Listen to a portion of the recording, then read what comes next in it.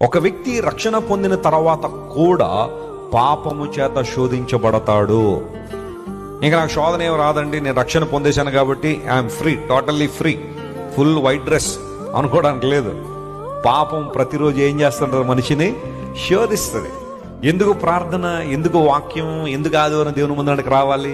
రక్షణ పొందేశాను కదా ప్రభువా, నా పాపాలు క్షమించాను, 2 ఎంప్లాయీస్కుని ఇంటికి వెళ్ళిపోయి ఈ జీవితకాలం ఇంటి దగ్గర బతకకుండా ఎందుకు వస్తున్నాం మనం దేవుని దగ్గరికి అంటే, మన జీవితాలను క్రీస్తు ప్రభు ద్వారా, పరిశుద్ధాత్మ ద్వారా అనుదినం మనం ఏం చేయబడుతూ ఉండాలా? పరిశుద్ధపరచబడుతూ ఉండాలి. స్తోత్రం చెప్పండి, హల్లెలూయా. కొన్నిసార్లు మేలైనది చెయ్యాలనే ఆశ మనలో ఉన్న శరీరము దానికి ఏమని చేయట్లేదు, సహకరించట్లేదు. ఈ కాన్ఫ్లిక్ట్ లేకపోతే ఈ ఇన్నర్ స్ట్రగుల్ అందరూ ఫేస్ చేసేదే. ఏదో ఒక శోధన జీవితంలో, కొంతమందికి డబ్బు ఒక శోధనగా ఉండొచ్చు, స్త్రీ పురుషులు శోధనగా ఉండొచ్చు, పెళ్లి కాక మునుపు ఒకలాంటి శోధన, పెండ్లి అయిన తర్వాత మరొక శోధన, పేరు సంపాదించాలనే ఒక శోధన కొంతమందిలో రావచ్చు. ప్రభు మార్గాన్ని, ప్రభు చిత్తాన్ని వదిలేసి లోకరీతిలో వెళ్ళాలి, ఎందుకంటే అక్కడ ఏదో ప్రయోజనం ఉంటుంది, అక్కడ ఏదో లాభం ఉంటుందన్న శోధన కొన్నిసార్లు రావచ్చు.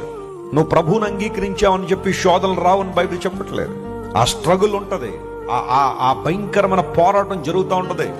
కొంతమంది పైకి చెప్పుకుంటారు, కొంతమంది చెప్పుకోరు, అంతే. పౌలు అన్నాడు, నేను మేలైనది చేయాలనుకుంటున్నాను కానీ నాలో ఒక నియమం నన్ను చేయనివ్వట్లేదు, అడ్డుకుంటుంది.